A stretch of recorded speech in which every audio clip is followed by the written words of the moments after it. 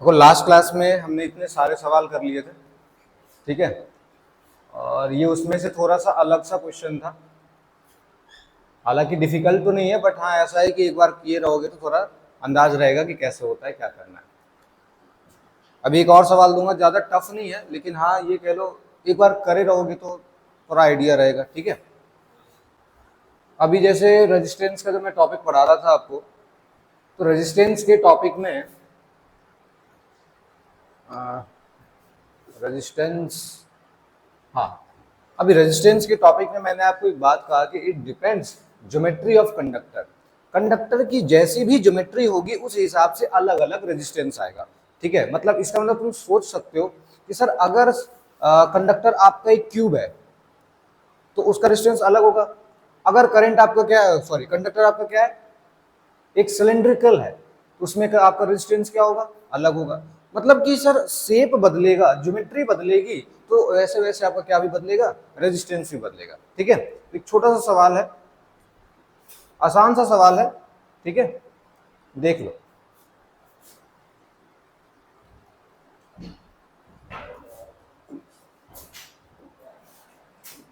लिखिए क्वेश्चन।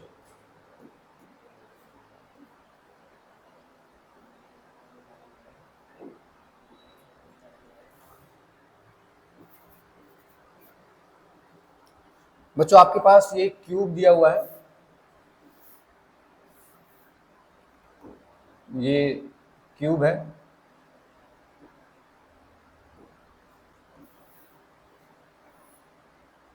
या चलो क्यूबॉइड है, ठीक है।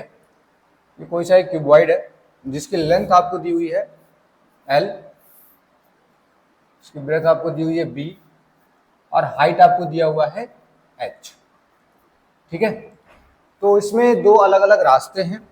पहला मैं रास्ता बता रहा हूं कि ये जो रास्ता है जो इसमें एंटर करेगा, ठीक है, इसमें एंटर करके और ऐसे करके बाहर निकल जाएगा, 1 से लेके 2 तक का। ये रास्ता 1 से 2 का है। एक रास्ता है आपके पास ऐसे, सर ऊपर से डायरेक्ट नीचे आ जाए, जिसे अपन कह सकते हैं, मान लो ये तुम्हारा 3 से लेके 4 तक का, ठीक है।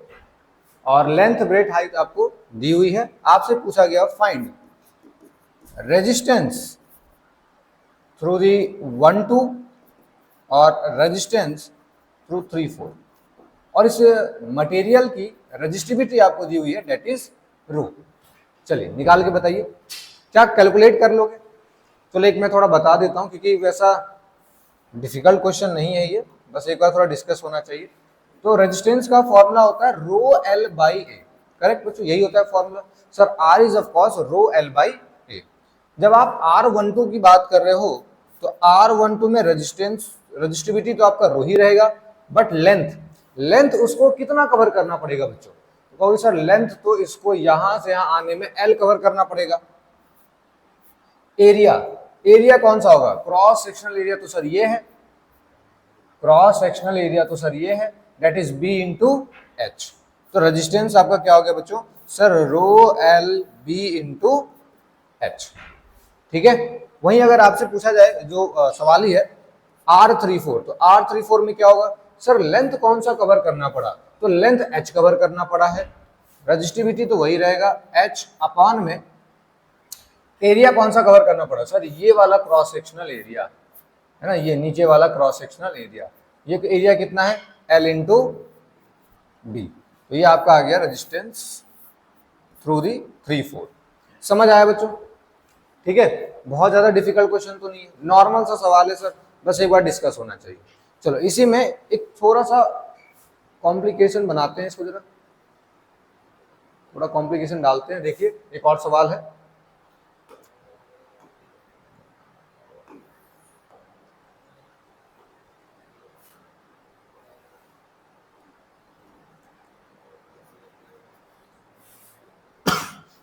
सॉरी बच्चों, एक सिलेंडर है हमारे पे, ठीक है, सिलेंडर है, एक नहीं दो दो सिलेंडर, ठीक है। और सिलेंडर इस तरीके से है, मान लो, चलो इस काम करते हैं, इसे जरा ऐसे कर देते हैं, थोड़ा अच्छा विजुलाइज होगा। हाँ, तो ऐसे समझ लो कि ये वाला जो एरिया है हॉलो है, बाकी ये जो एरिया है आपके पास ये पूरा का पूरा भरा हुआ है। ये जो बाकी का जो एरिया है आपके पास वो पूरा ऐसे, ये वाला ऐसे भरा हुआ है।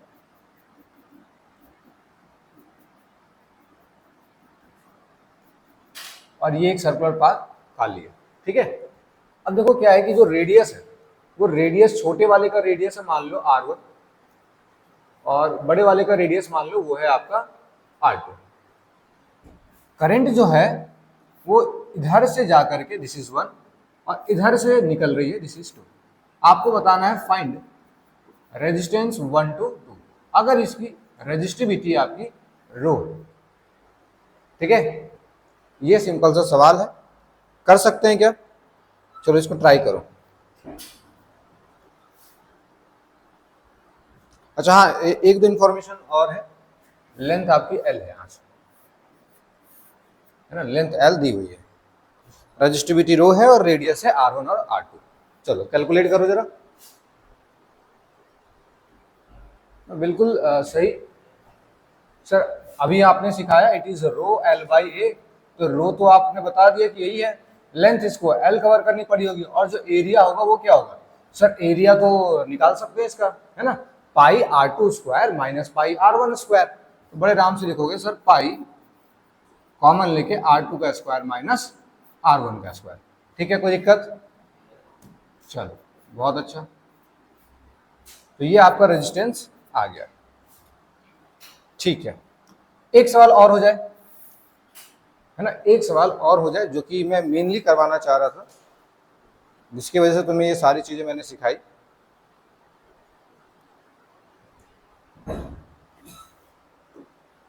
देखो क्वेश्चन है आपके पास,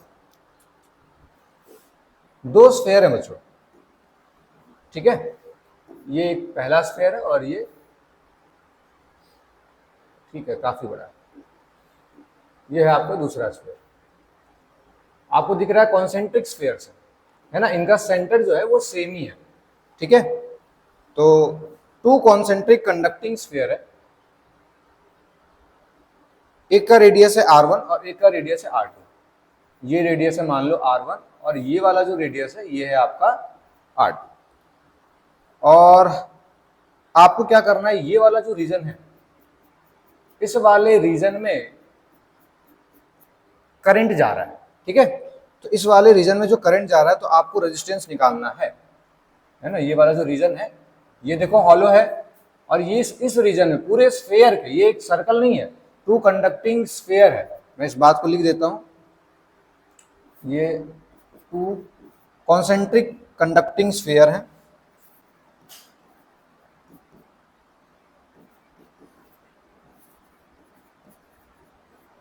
कंडक्टिंग स्फेयर है, आपको क्या बताना है? Resistance.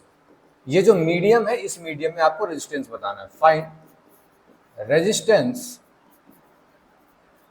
Find resistance of the medium.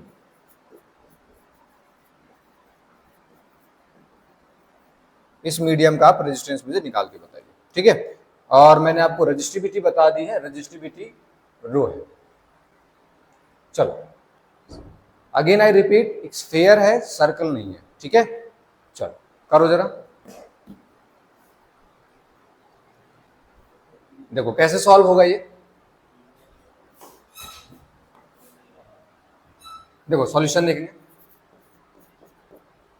इसका लेंथ तो आप बड़े आराम से लिख सकते हो। अगर मैं रेजिस्टेंस लिखूं तो सर रो L बाई ए, आप लेंथ तो बड़े आराम से लिख दोगे सर, लेंथ होगा R2 माइनस R1, इतना ही लेंथ इसने कवर किया है। लेकिन एरिया कैसे लिखेंगे सर, है ना, ये एक स्फेयर है, ठीक है, तो वो शेडेड एरिया कैसे लिखेंगे? तो शेडेड एरिया लिखने के लिए अपन क्या करेंगे, छोटा सा कट मारेंगे इसके बीच में, छोटा सा कट मारेंगे dx का,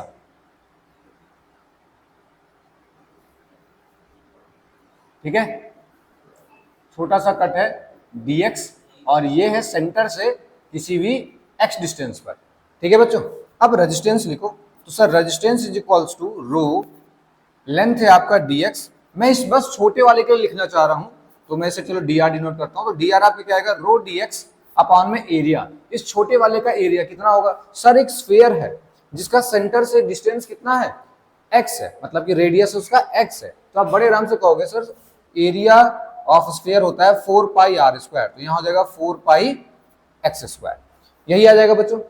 छोटे से dr के लिए आपका ये आ गया, आपको पूरे के लिए निकालना है तो r क्या होगा sir, r will integration of dr, that is integration of rho dx by 4 pi x square, limit कहां से कहां तक सर, r1 से लेकर के r2 तक, इतना ही तो एरिया आपको निकालना है। देखो निकल के आ गया, रो अपॉन 4 पाई बाहर आ गया, dx अपॉन एक्स स्क्वायर है ना, क्या आ जाएगा इसका इंटीग्रेशन बच्चों, जल्दी बताइए, एक्स स्क्वायर -2 + 1, तो क्या लिख दूं डायरेक्ट, -1 बाई एक्स, लिमिट आ जाएगा r1 से लेके r2 तक, तो फाइनली आपका निकल के आ गया रो अपॉन 4 पाई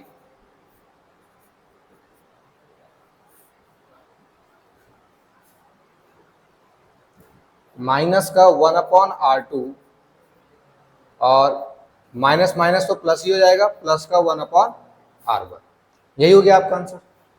ठीक है, अगर तुम चाहते हो कि सर इसको और करके दिखा दो तो लो, ये मैं करके दिखा देता हूं, ये आंसर आ गया रो अपॉन 4 पाई r2 माइनस r1 अपॉन में r1 r2, ये आपका फाइनल रेजिस्टेंस निकल के आ गया। समझ आया बच्चों, आराम से कर लोगे। अब एक बहुत ही ज्यादा कह लो फेमस, बहुत ज्यादा फेमस क्वेश्चन है, मतलब तुम्हें मॉड्यूल में दिख ही जाएगा, तुम किसी भी उसमें मॉड्यूल उठाओगे या कोई बुक उठाओगे वो सवाल तुम्हें दिख ही जाएगा। अब मैं चाहता हूं ये सवाल अब तुम बिना मेरे मदद के कर लो। सवाल है बच्चों,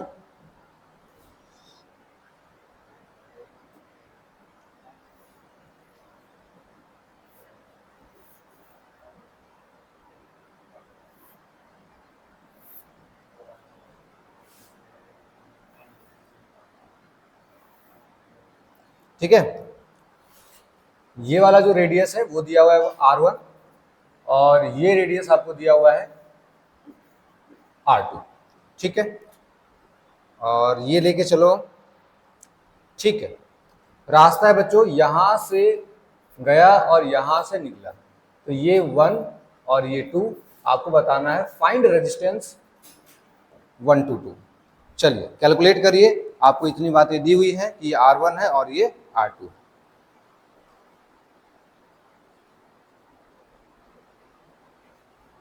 और कुछ एक्स्ट्रा में एक चीज तो देना चाहिए, चलो करो कैलकुलेट करो।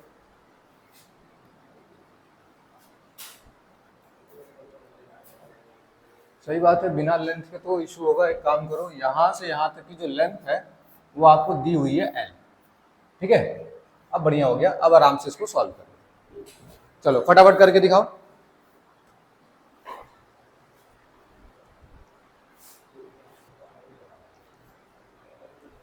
चलो कैसे सॉल्व करेंगे बच्चों, देखो एक छोटा सा कट मार लो यहाँ पे, ठीक है, छोटा सा इस तरीके से कट मार लो, और देखो यहाँ पे इसका रेडियस मान लो कि यहाँ से यहाँ तक जो इसकी रेडियस है, रेडियस जो है इसका वो रेडियस कितना है, वो रेडियस मान लो स्मॉल r है, ठीक है, लेट सपोज, और यहाँ से तुमने किसी भी x डिस्टेंस पर ये कट किया है, ठीक है। तो इस छोटे से टुकड़े के लिए जो छोटा सा आपने dr काटा है, इस dr का रेजिस्टेंस कितना होगा, तो निकालोगे, dx लिख लो, x डिस्टेंस पे लियो, चलो इसका निकालते हैं कितना होगा भाई, तो resistance will equals to rho L by A, यही हमारे पास फॉर्मूला है। छोटे वाले के लिए कितना रेजिस्टेंस होगा sir, D R will be, resistivity बच्चों, हाँ रेजिस्टिविटी तो इसकी रो ही है, रो लेंथ आप कितना ट्रेवल इसमें कर रहे होगे सर, एल ही कवर कर रहे होंगे, एरिया कितना होगा, एक सेकेंड, क्योंकि मैं इसके लिए बात कर रहा हूं तो इसके लिए तो हम लोग x डिस्टेंस कवर कर रहे हैं। एरिया कितना है, x नहीं dx, dx जैसी लेंथ है ना इसकी। हाँ बच्चों, रो dx एरिया, मेन तो एरिया की बात आती है। तो आप कहोगे sir area pi r square, cross section area क्या लिखोगे सर, पाई आर स्क्वायर। लेकिन ये स्मॉल आर क्या है, स्मॉल आर को तो मुझे पता नहीं है, तो मैं स्मॉल आर को क्या करूंगा, सब्स्टिट्यूट करूंगा। तो मुझे एक इक्वेशन बनानी पड़ेगी ताकि मैं स्मॉल आर को यूज कर सकूं। थोड़ा सा दिमाग ही लगाएंगे यहाँ पे, यहाँ से एक स्ट्रेट लाइन ऐसे खींच देंगे, ठीक है। और लेट से ये एंगल आपका थीटा है। अगर ये थीटा है तो ये वाली डिस्टेंस कितनी हो जाएगी, ये वाली डिस्टेंस कितनी हो जाएगी, तो सर पूरा आर है, यहाँ से यहाँ तक का R1 है, तो capital small are minus R1 हो जाएगा, और ये डिस्टेंस आपका x है। तो कहोगे सर tan थीटा, यहाँ लिख दो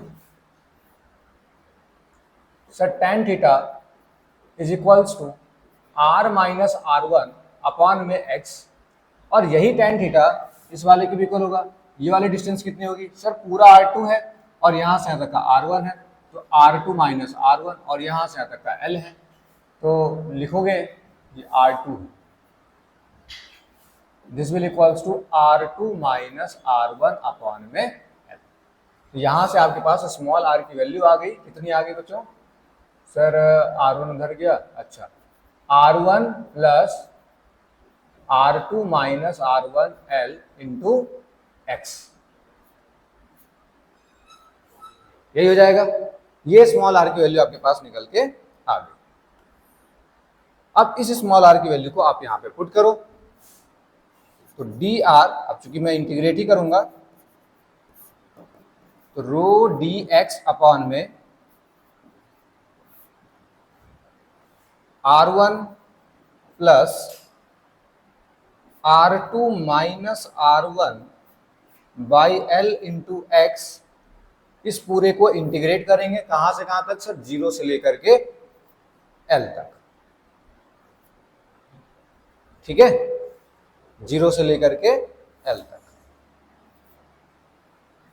अब इंटीग्रेट करोगे, तुम लोग कह रहे थे इक्वेशन बना दो सर इंटीग्रेट कर देंगे, चलो इक्वेशन बना दिया, अब इंटीग्रेट करके दिखाओ। नहीं करोगे तो मैं बताता हूं, फिर करो फटाफट। चलो इंटीग्रेशन देख लो कैसे होगा। इस इक्वेशन को मैं नेक्स्ट पेज पे लिख रहा हूं, ठीक है, और इंटीग्रेट करते हैं। तो इक्वेशन है आपकी इंटीग्रेशन डी आर, यानी कि आर ही लिख देते हैं, R comes out integration of, बोलना जरा क्या था इक्वेशन हमारा, rho D x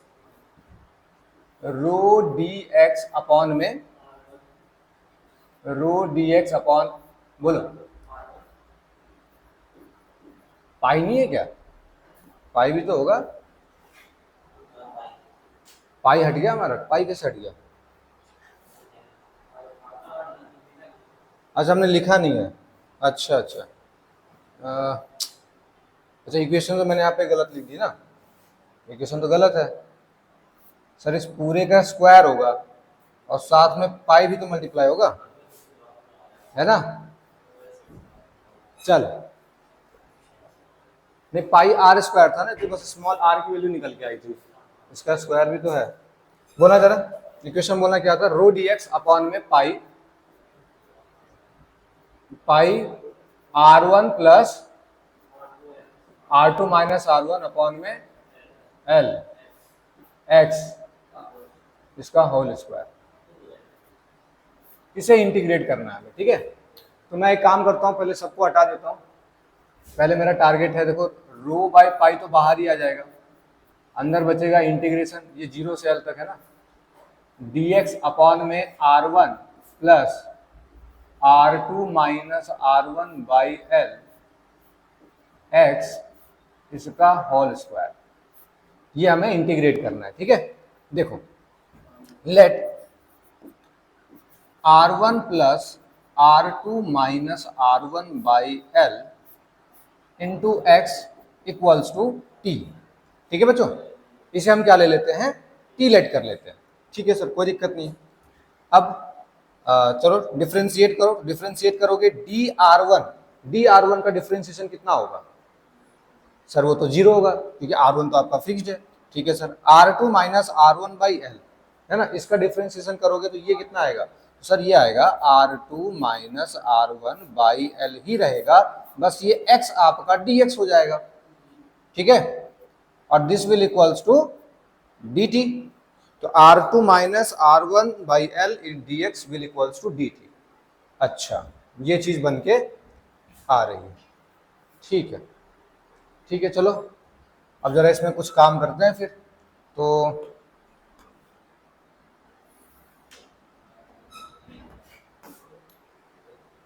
rho upon pi,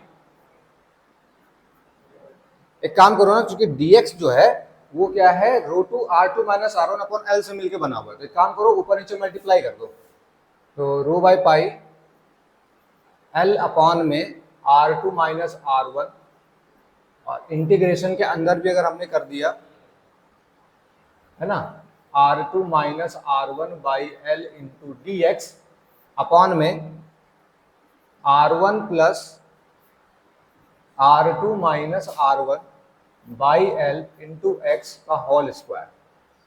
अभी ठीक है, फॉर्मूले में बैठ गया हमारा, यहां भी मैंने ऊपर नीचे ऐसे मल्टीप्लाई कर दिया, ठीक है, तो क्या आ गया ये sir, rho by pi l R2 minus R1, ठीक है, अंदर R2 minus R1 into l d x हो जाएगा आपका dt, और नीचे ये क्या है सर, टी स्क्वायर, लिमिट है आपकी 0 से लेके l तक की, तो रो L by pi R2 minus R1, इसे करोगे इंटीग्रेट तो ये आ जाएगा आपका 1 माइनस का 1 बाई टी, तो मैं डायरेक्ट वैल्यू लिख देता हूं, टी हमारा क्या था sir, R1 plus R2 minus R1 by L into X, limit है 0 से लेके l तक की, तो rho by L pi R2 minus R1,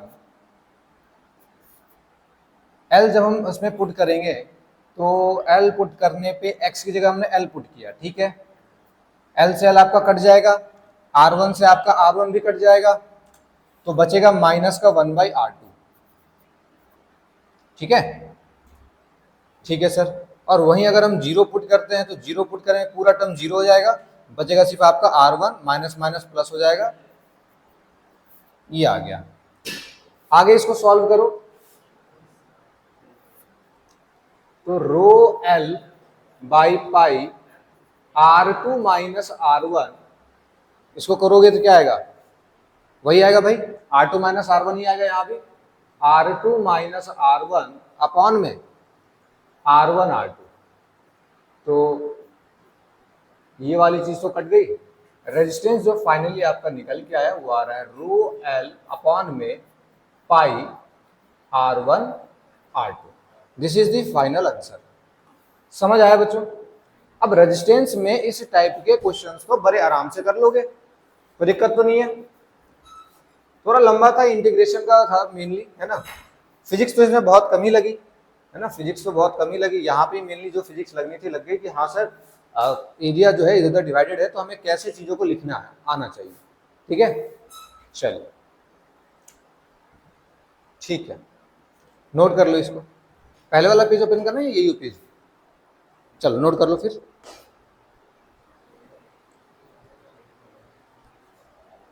अब इसी पे एक और क्वेश्चन देख लो जिसमें देखो यहाँ तो मैंने एरिया को इस तरीके से कर दिया था, अब मैं क्वेश्चन ऐसा दे देता हूं जिसमें रजिस्टिविटी ही वेरी कर रहा हूं, ठीक है, लाइक देखो एक सवाल देखो,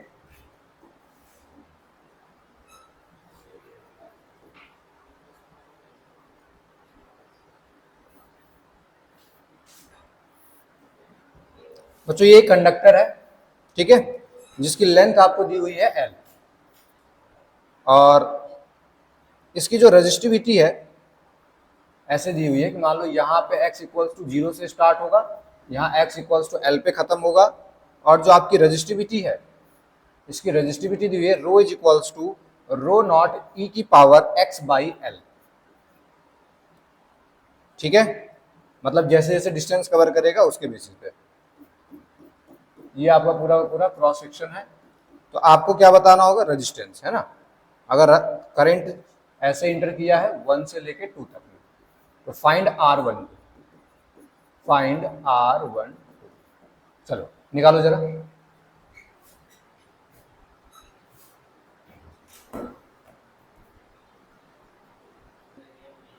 हाँ, काम को थोड़ा और आसान कर देते हैं भाई। ये जो एरिया है क्रॉस सेक्शनल एरिया भी मैंने बता दिया, वो एरिया आपका ए।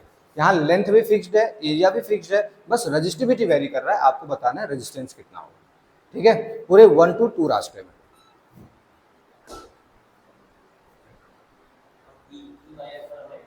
देखो देखो देखो सॉल्यूशन देखो सर, R इक्वल्स टू होता है रो एल बाई ए। यहाँ एल भी ठीक है, ए भी ठीक है, बस वेरी क्या कर रहा है, रजिस्टिविटी। अगेन वही सेम काम करेंगे बच्चों, एक छोटा सा टुकड़ा यहाँ कट कर लेंगे,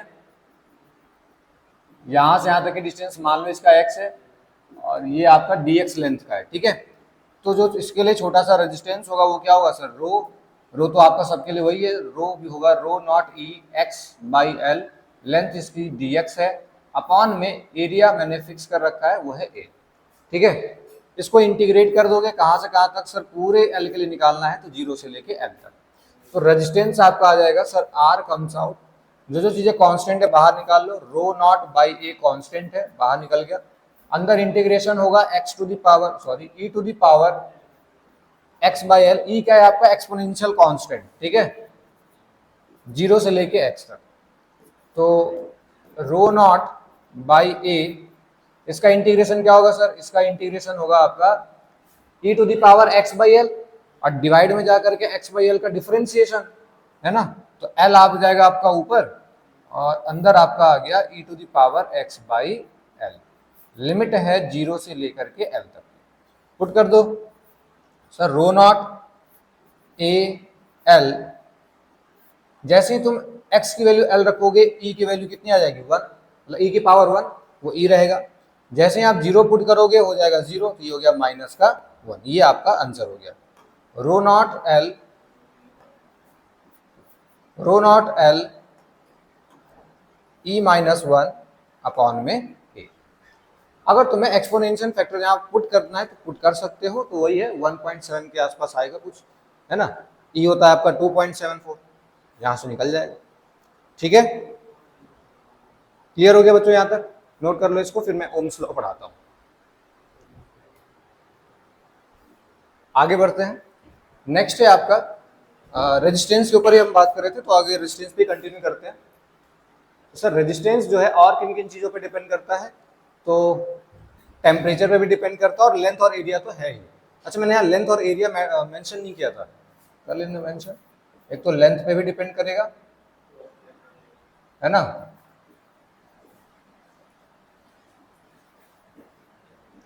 और दूसरा एरिया पे भी डिपेंड करेगा। एरिया कौन सा होता है बच्चों, क्रॉस सेक्शन एरिया।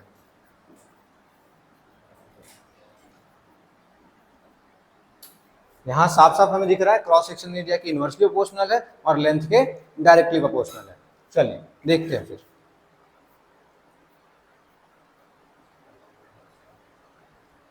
देखो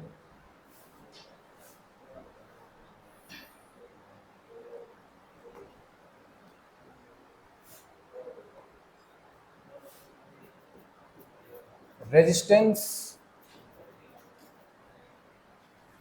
डिपेंड्स ऑन लेंथ। देखो जो रेजिस्टेंस लेंथ पे कैसे डिपेंड करती है, पहले इस बात को समझते हैं थोड़े गौर से। ये एक वायर हमारे पे, ठीक है, इसकी अभी करेंटली जो लेंथ है वो है L और जो एरिया है वो है A।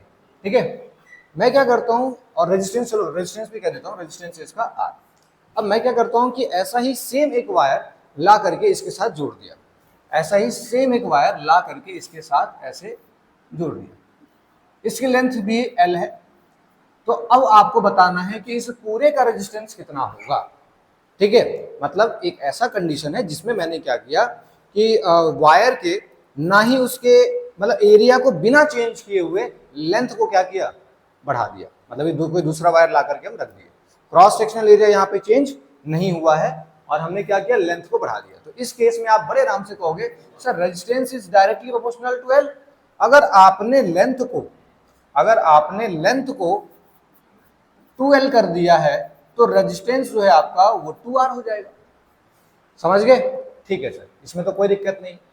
बट दिक्कत समस्या कहाँ आएगी? अरे देखो, ये मैंने इसलिए मेंशन किया है क्योंकि देखो कई बार ऐसा होता है, आपको बोला जाता है कि resistance of a conductor is 3 times of it, है ना। समझना जरूरी है कि क्या सर आपने एरिया को चेंज किया है, क्रॉस सेक्शनल एरिया को चेंज किया है? अगर नहीं किया है तब तो कोई दिक्कत नहीं, डायरेक्टली प्रोपोर्शनल। अगर क्रॉस सेक्शनल एरिया चेंज हुआ है तो चीजें बदल जाएंगी। ठीक है, कैसे? अगर मैंने कहा कि मेरे पास एक वायर था एल लेंथ का, एक वायर था एल लेंथ का, जिसका एरिया था ए और लेंथ थी एल। अब मैंने क्या किया, इसको स्ट्रेच किया, है ना। चूंकि चलो स्मार्ट बोर्ड का थोड़ा सा फायदा उठाया जाए।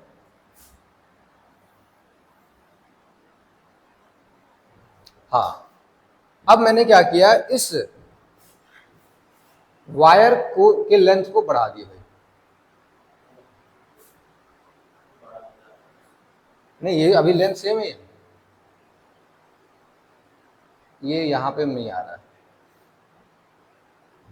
मतलब तुम्हें दिख रहा है कि सर अगर आप लेंथ बढ़ा रहे हो तो एरिया भी क्या हो रहा है, चेंज हो रहा है ना। सर ये बेटर एक्सप्लेनेशन में नहीं आएगा, तो मैं बता देता हूँ। जैसे ही आप इसको एक्सटेंड करोगे,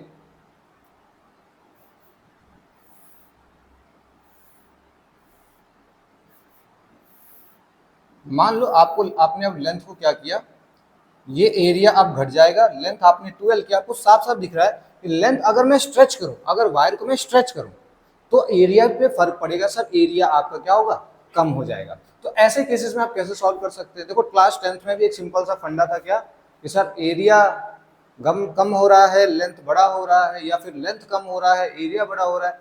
इन सभी चीजों में वॉल्यूम आपका क्या रहेगा, फिक्स्ड। वॉल्यूम कांस्टेंट है, वॉल्यूम में किसी तरह का कोई दिक्कत नहीं आएगा। ठीक है, तो बड़े आराम से कहोगे सर वॉल्यूम तो सेम ही रहेगा, तो volume initial will equals to volume final का कॉन्सेप्ट लगाओगे। ठीक है, तो यहां से मैं आपको बता दूं, जो आपका रेजिस्टेंस है वो डायरेक्टली प्रोपोर्शनल टू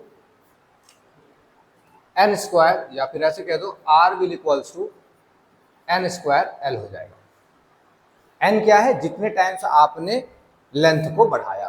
ठीक है, वही अगर एरिया के टर्म्स में बात करें तो रेजिस्टेंस जो है आपका 1/n² ए हो जाएगा। ठीक है, क्योंकि एरिया के इनवर्सली प्रोपोर्शनल है और लेंथ के डायरेक्टली प्रोपोर्शनल है। करके तो नहीं दिखाना इसे, है ना। ये बोर्ड्स में आपने काफी बार कर लिया, ध्यान रख लेंगे बस। ठीक है, एक सवाल हो जाए इसके बेसिस पे,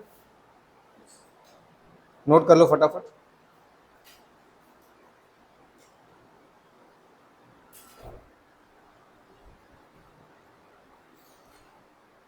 देखो एक सवाल लिखो, सवाल है आपका, a wire is stretched,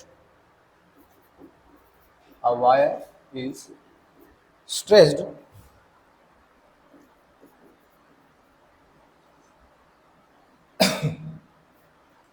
a wire is stretched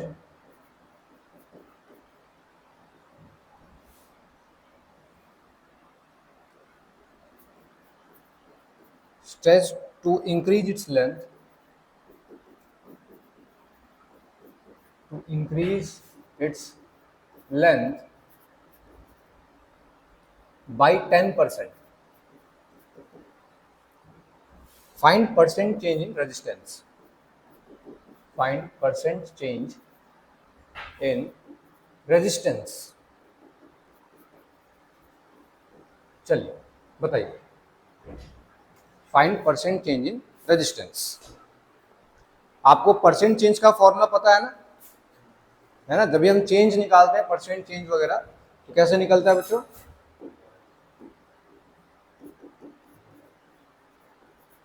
final minus initial upon initial into 100। चलिए करिए, कैलकुलेट करिए फटाफट, मुझे आंसर बताइए।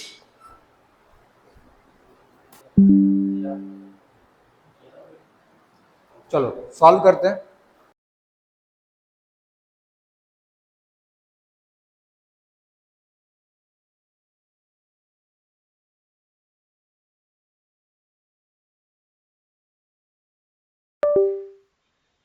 लेंथ कितना हो गया, जो एल फाइनल है वो क्या होगा sir, L initial plus 10% of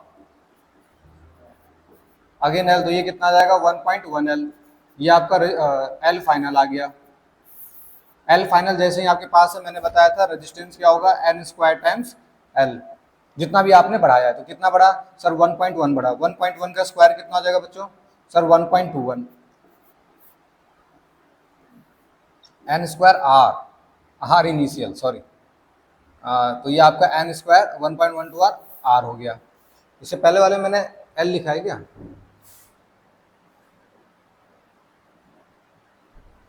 ये एल नहीं होगा, ये आर है, आर, और ये भी आर है। ये लेंथ के लिए है और ये एरिया के लिए, ठीक। तो ये आ गया तुम्हारा रेजिस्टेंस 1.2 आर। अब परसेंट चेंज निकालोगे, फाइनल माइनस इनिशियल, फाइनल है आपका 1.21 आर, इनिशियल है आपका आर अपॉन में इनिशियल आर इंटू 100, आंसर आपका आ रहा है 21%। समझ आ गया।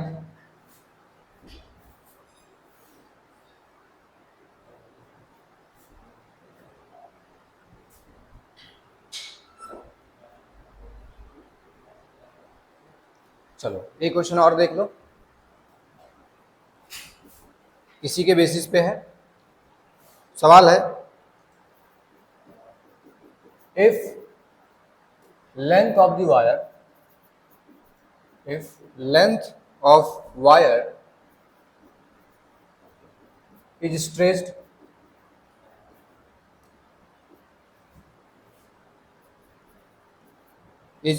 by 1%, find percent change in resistance, find percent change in resistance। चलिए बच्चों कैलकुलेट करिए।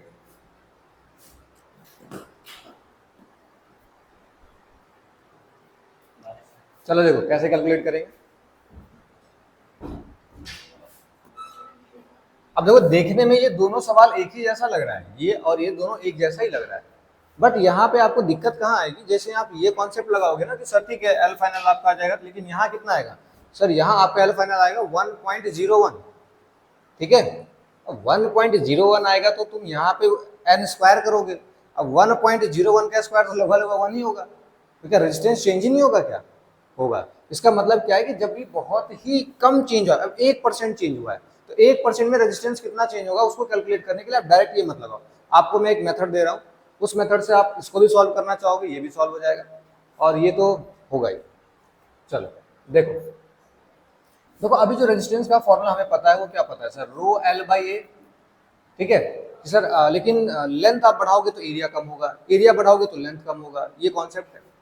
हम एक काम करते हैं कि इसे वॉल्यूम बना देते हैं। वॉल्यूम बनाने के लिए एल से ऊपर नीचे मल्टीप्लाई करना पड़ेगा।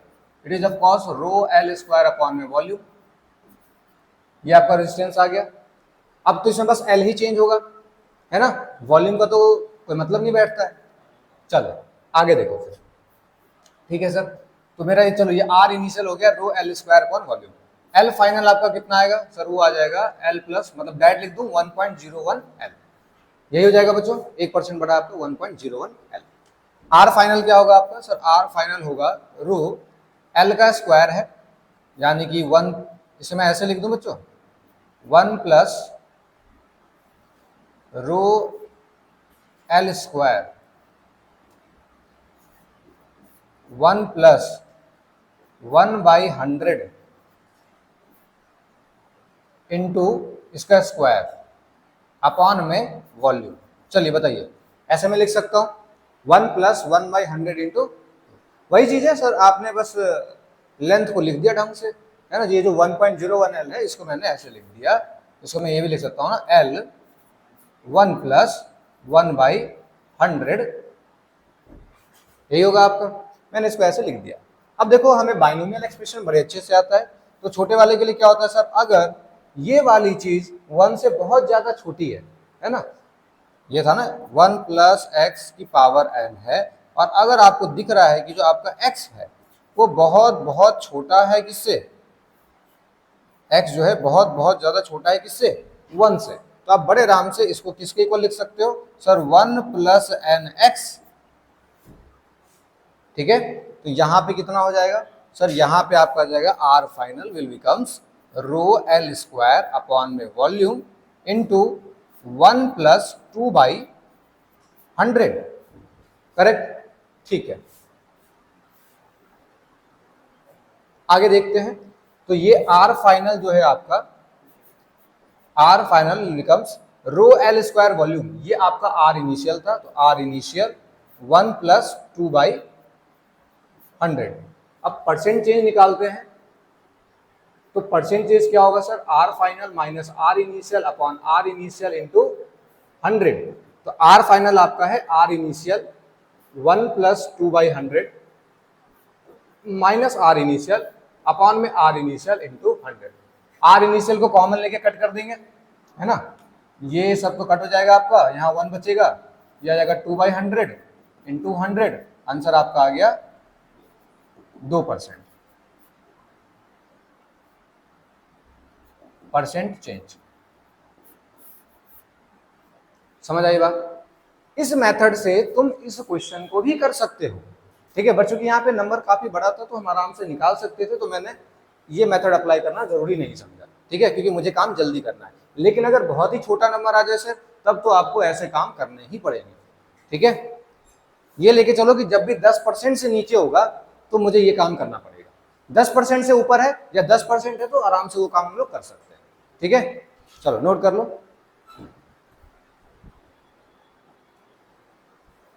तो ये तो हो गई आपकी बात लेंथ पे कैसे डिपेंड करता है। सेम इसी टाइप का क्वेश्चन अगर बनेगा तो किसमें बनेगा, एरिया में, और एरिया में कैसे डिपेंड करता है वो भी आपको पता चली गया, ठीक है। तो अब बात करते हैं हम लोग टेम्परेचर पे। सर टेम्परेचर पे कैसे डिपेंड करती है चीजें, तो मैंने पहले भी आपसे डिस्कस किया था कि अगर आप टेम्परेचर को इंक्रीज करोगे तो रेजिस्टेंस क्या होगा आपका, इंक्रीज होगा। साफ शब्दों में कहें, अगर 0 डिग्री सेल्सियस पे आपको, चलो 0 डिग्री छोड़ो, मान लो किसी भी टी टाइम पे आपका रेजिस्टेंस कितना है आर, अब कुछ टाइम बढ़ा टी प्लस डी टी हुआ, तो रेजिस्टेंस आपका क्या हो जाएगा, आर प्लस कुछ डी आर हो जाएगा, कुछ डी टी टाइम में। मैं टाइम बोल रहा हूँ क्या, टाइम नहीं बच्चों, टेम्परेचर है ना, ये टी का आपका टेम्परेचर है। इसी टेम्परेचर पे आपका रेजिस्टेंस आर है, अगर टेम्परेचर को मैंने थोड़ा सा बढ़ाया, डी टी टेम्परेचर मैंने बढ़ाया, तो रेजिस्टेंस में मेरा डी आर बढ़ जाएगा, ठीक है। यहां से आप एक बात कह सकते हो सर, ये जो डी आर है या जो डी टी है, dt के डायरेक्टली प्रोपोर्शनल है आपका r, dr और डायरेक्टली प्रोपोर्शनल है r के, ये बात कह सकते हैं बड़े आराम से, है ना। तो dt जो है आपका, dt equals to alpha r dr, मैं ऐसा लिख सकता हूं। अल्फा क्या है सर, अल्फा वही है बच्चों, टेम्परेचर कॉफिशिएंट। अब इसके लिए तुमको टेंशन नहीं लेना है, ये क्वेश्चन में हमेशा गिवन होता है, ठीक है। और नहीं गिवन है तो तुमसे पूछ लेंगे, तो पूछेंगे तो इतने इनफ इंफॉर्मेशन दे देंगे कि तुम आराम से निकाल सकते हो, ठीक है। इसका नाम टेम्परेचर कॉफिशिएंट भी है, इसका नाम थर्मल कॉफिशिएंट ऑफ रेजिस्टेंस भी है, ठीक है। तो नाम कुछ भी हो, इससे परेशान मत होना। थर्मल कोएफिशिएंट ऑफ रेजिस्टेंस, ये हमेशा आपको गिवन होगा एट 0 डिग्री सेल्सियस। ये अल्फा हमेशा आपको गिवन होगा कब, ये अल्फा गिवन होगा एट 0 डिग्री सेल्सियस। अगर मेंशन कर देता है कि the thermal temperature coefficient of resistance is at 32 degree Celsius is this, तब आपको लेके चलना है, ठीक है अल्फा मेरा 32 पे दिया है। अगर मेंशन नहीं है तो अल्फा हमेशा कितने टेम्परेचर पर होगा, 0 डिग्री सेल्सियस पे। अगर अल्फा 0 दिया है तो रेजिस्टेंस भी आपको 0 डिग्री सेल्सियस पे पता होना चाहिए, तभी आप इक्वेशन बैठा सकते हो। पता चल रहा है अल्फा आपको दिया हुआ है 0 डिग्री सेल्सियस का, आप रेजिस्टेंस में पुट कर रहे हो 35 डिग्री सेल्सियस का, तो गलत हो जाएगा, ठीक है। तो if not given, if not mention, mention नहीं है तो 0 डिग्री सेल्सियस है आपका, ठीक है। तो यहां से मैं एक बहुत ही अच्छा फॉर्मूला, बहुत ही important, dt will equals to dt upon, कुछ गलत हो गया क्या, हाँ गलत हो गया, इधर डी आर रखो, रेजिस्टेंस बढ़ रहा है ना, रेजिस्टेंस बढ़ रहा है डी टी पे। हाँ अभी ठीक है, हाँ रेजिस्टेंस बढ़ रहा है आपका, क्योंकि रेजिस्टेंस बढ़ेगा टेम्परेचर के अकॉर्डिंग, और इनिशियली भी जितना ज़्यादा होगा उतना ज़्यादा बढ़ेगा। मान लो मैं 5 करोड़ में 5 ऐड करूँ, चलो यार ये छोड़ो, यहाँ देखो डी आर अपॉन में R will equals to alpha d t, यही आ जाएगा। अच्छा इंटीग्रेट कर दो, यहाँ जो भी आपका इनिशियल टेम्परेचर होगा T1 से लेकर के T2 तक, और जो भी आप यहाँ पे निकालना चाह रहे हो 0 से लेके R तक, जो भी आपका होगा R इनिशियल से R फाइनल। तो यहाँ कितना निकल के आ गया बच्चों, ये तो आ गया ln R will equals to alpha delta t, ठीक है। तो यहाँ से बहुत ही इंपॉर्टेंट फॉर्मूला क्या आ गया आपके लिए sir, R is equals to E की पावर अल्फा डेल्टा टी। इससे ज़्यादा इंपॉर्टेंट फॉर्मूला तो नहीं है, मेन फॉर्मूला ही यही है, R is equals to E की पावर अल्फा डेल्टा टी, ठीक है। अब देखो इससे जो तुमने 12th में पढ़ा था वो पढ़ा था इसका एक स्पेशल केस, ठीक है। 12th में जो आपने पढ़ा था वो पढ़ा था इसका एक स्पेशल केस। क्या था स्पेशल केस, ये जो R है, काम करो यहां देखो, ये जो R है R is equals to e alpha delta t.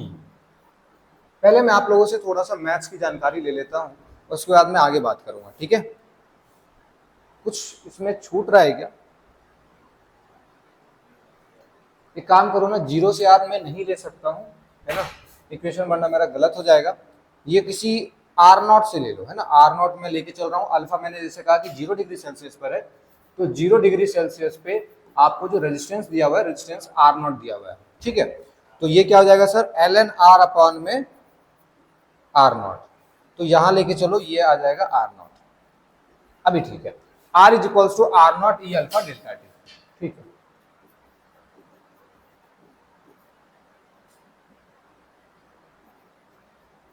अब मैं आप लोगों से ये थोड़ा मैथ्स का टर्म पूछना चाह रहा था, देखते हैं आप लोग को ध्यान है कि नहीं है। अगर e की पावर x है, इसे आप कैसे एक्सपेंड करोगे, कैसे लिखोगे, याद है, 1 प्लस, नहीं याद है सर, सही में नहीं याद है, बाइनोमियल नहीं पढ़ा क्या, नहीं सच में नहीं याद है। चलो मैं एक बार याद दिलाता हूं, देखो अगर e की पावर x है तो कैसे लिखते हैं इसको sir, 1 plus 1 factorial plus 2 factorial by 2 3 factorial, इस तरीके से लिखते हैं ना फैक्टोरियल वाइज, ऐसे ही तो लिखते हैं बाबू। हाँ तो यहाँ पे आप आराम से लिख सकते हो। तो अगर ये x बहुत ही छोटा हो, इफ x इज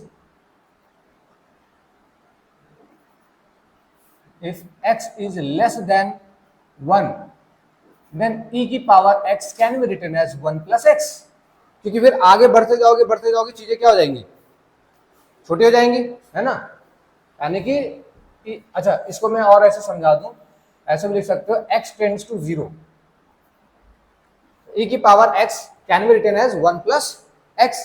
अब यहां पर पुट करो, तो अगर सर अल्फा डेल्टा टी भी आपका बहुत ज्यादा स्मॉल हुआ, यानी कि टेंड्स टू 0 हुआ, तब आप इसे लिखोगे sir R is equals to R0 1 plus alpha delta t. अब ये फॉर्मूला आप लोगों ने 12th में याद किया होगा, है ना, R is equals to R0 1 plus alpha t delta t. लेकिन ये कब वैलिड है सर, ये तब वैलिड है जब आपका ये वाला चीज बहुत ही ज्यादा स्मॉल है।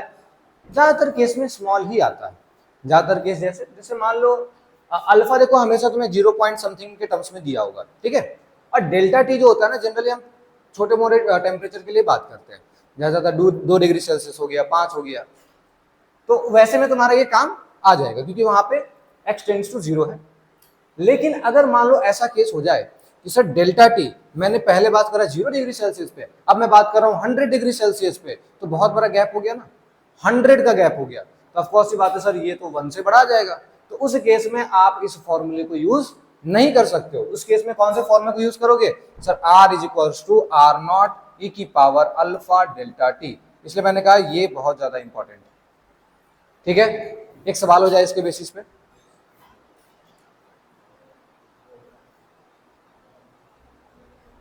चलो देखो एक क्वेश्चन देखो, नोट कर लिए थे। देखिए 0 डिग्री सेल्सियस पे जो रेजिस्टेंस है वो गिवन है 20 ओम। ठीक है, और अल्फा आपको दिया हुआ है वायर का 10 टू द पावर माइनस का 4 डिग्री सेल्सियस इनवर्स, यही होता है इसका ऐसा यूनिट। आपसे पूछा गया find resistance at 20 degree Celsius. 20 degree Celsius पे रेजिस्टेंस कितना होगा बताओ। अब इस केस में आपको दिख रहा है कि सर ये जो अल्फा डेल्टा टी होगा वो हमारा 1 से बहुत छोटा आ रहा है, 10 to 0 है, तो आराम से तुम फॉर्मूले को यूज कर सकते हो। फटाफट फॉर्मूला यूज करो और मुझे आंसर बताओ।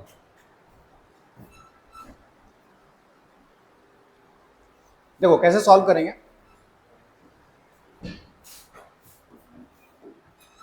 अल्फा डेल्टा टी सबसे पहले देखो, सबसे पहले टारगेट होना चाहिए तुम्हारा अल्फा डेल्टा टी कैलकुलेट कर लेने का। तो अल्फा डेल्टा टी कितना होगा सर, अल्फा की वैल्यू 10 टू द माइनस 4 और डेल्टा टी 20 माइनस 0 20 आएगा, तो ये आ गया सर 20 यानी कि 2 into 10 to the power minus का 3, यही हो जाएगा।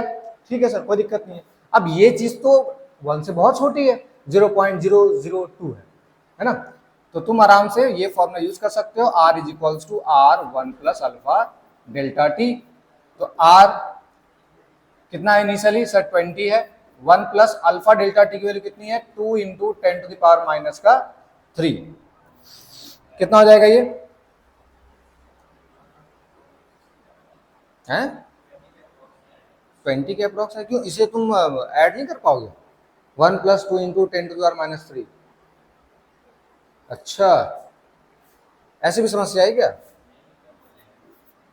अरे यही तो होगा 20 इंटू 0 पॉइंट नहीं 1 पॉइंट ना 1.002 यही तो होगा। ठीक है, इसको मल्टीप्लाई कर दोगे तो ये कितना आ जाएगा 20.04 है ना, ये आ गया तुम्हारा 20.04। ठीक है, अब वही मैं इस सवाल में ट्विस्ट बना दूं। अब मैं कह रहा हूं कि भाई ये पहला था कि एट 20 डिग्री सेल्सियस, दूसरा मैं कह रहा हूं एट 100 डिग्री सेल्सियस। चलो अब निकाल के बताओ एट 100 डिग्री सेल्सियस। चलो करो कैलकुलेट।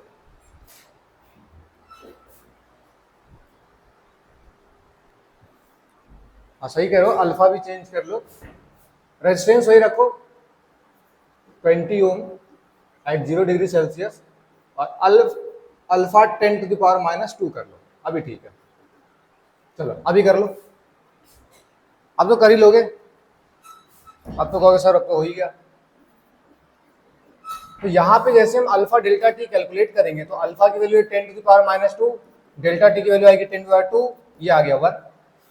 सर 1 से छोटा नहीं है, 10 to 0 नहीं है, ये तो 1 है। तो हम ये फॉर्मूला यूज नहीं करेंगे, हम क्या यूज करेंगे sir, r is equals to R not e alpha delta t. R naught है 20 ई की पावर 1, तो 20 इंटू ई की वैल्यू कितनी होती है 2.7, आंसर आ गया आपका 54 ओम। वहीं अगर आप इस फॉर्मूले को यहां अप्लाई करते आंसर आपका 40 आता। ठीक है, और ये मैं आपको बता दूं जैसे आपका आंसर 40 आता तो ऑप्शन में 40 आपको जरूर मिलता है। ठीक है, तो कहते बड़ा आसान सा सवाल आया था यार। चलिए ठीक है बच्चों, फिर आज के लिए इसको इतना ही रखते हैं। ठीक है, अगली क्लास में थोड़ा हीट वगैरह के बारे में पढ़ेंगे, तो आज के लिए चलो इतना ही रखते हैं।